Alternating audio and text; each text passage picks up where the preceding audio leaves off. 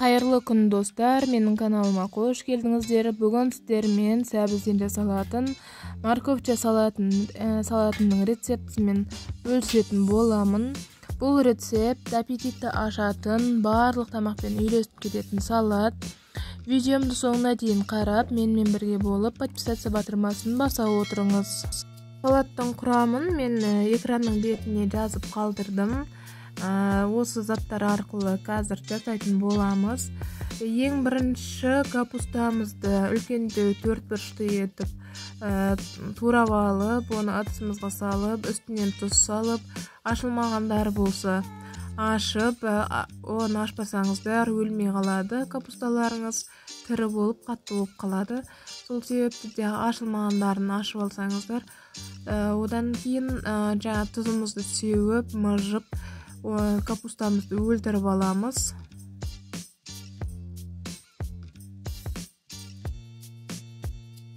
Әр қарата сәбізімізді теркадан өткізіп, оны капустамызға қосып, шамалы тұз сеуіп, екеуін бірге тағы да өлтіріп мыжып алатын боламыз.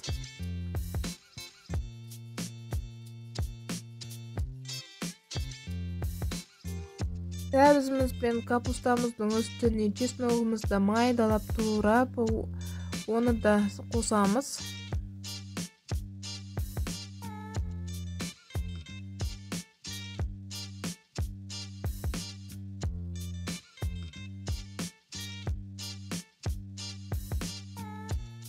Салатымызға қатты ысытылған 150 мг сұйық майымызды құйып, оның үстіне қара бұрышын, қызыл бұрышымызды салып, араластырамыз.